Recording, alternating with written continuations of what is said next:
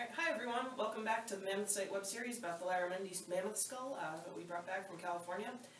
Today we're going to be talking about some of the work that I've been doing to preserve the top of the skull here, and we're joined by our site director at the Mammoth Site, Dr. Jim Mead. Hello. And we're going to talk about the skull. One of the things that I've been kind of wondering about this whole thing, because I remember how we put this all together and how we carted it up here, but why do we have, what is this? This is not preservative coming off.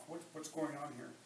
So on this whole back part of the skull here, which is extremely fragile because most of it's hollow, when we were getting the skull ready to transport to South Dakota, I covered this whole back area with Japanese paper. So these are strips of Japanese paper that have been glued together and glued down to the skull. So it's a really thin paper, but it's really strong. Okay.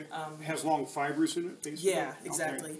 Because it's made out of mulberry bark. Okay. So it's kind of pounded and you get those long fibers. So it gets to be a really strong paper, even though it's really thin. So you were putting it over this because it's hollow in there. You were afraid that the jiggling and everything, it could collapse in, right? Yes, exactly. So the paper gave a little bit of added strength to the bone itself on the exterior, but then it was also kind of a fail-safe in case something did break through, that the bone would remain glued to the paper rather than in a pile inside, so I'd be able to reconstruct it easier. Right, okay. So now that you know that has preserved it and we didn't have that issue, you're taking it off, or what do you...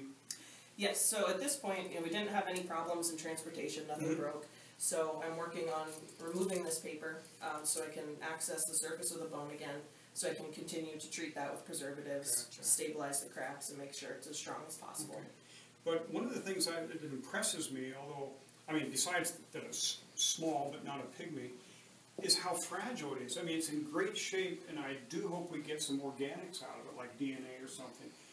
But it's really fragile. Do you think we're going to be able to turn it over and preserve underneath? Well, that kind of remains to be seen at this point. Hopefully, we'll be able to get the whole thing cleaned up, but this whole area is extremely, extremely fragile. Some of the bone on the interior is paper thin, and it can be difficult to actually get that strengthened with the preservatives. Right. So, as we progress and, continue to remove a little bit of dirt from the outside, kind of have to, constantly reassess the strength of the bone and decide, how we want to move. Okay, so we just don't know yet. But although we have these cracks, and you can see the crack, in some ways that doesn't really overly bother me in some ways, because you expect a fossil to be cracked like that. But obviously this area is where the sinuses are, so I guess that could collapse in.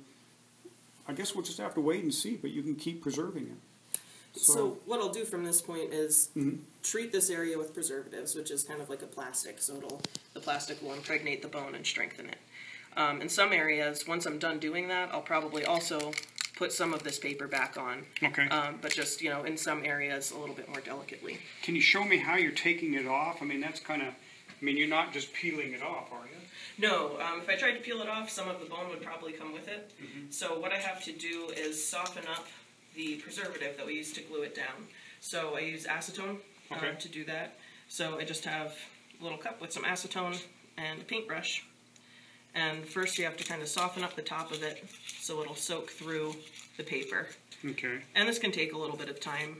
But if you soften up the top part and then kind of flip it over and work that brush back and forth as you just very, very gently peel that paper back. Oh yeah, I can, okay. And then it slowly loosens up. So you're kind of pulling it, but not. You're pulling it a little bit just as it comes loose? Just very gently. Okay. I'm putting almost no pressure on it at all. It's just as it's, loosening up on its own. How many preparators really do this technique? I mean, I presumably you don't need to do it in all cases. How often is this being done? It really depends on the bone, what kind of stuff you're working with. The good thing about this paper is that you can glue it to the surface, it almost disappears, so it's not, you don't really see it. Yeah.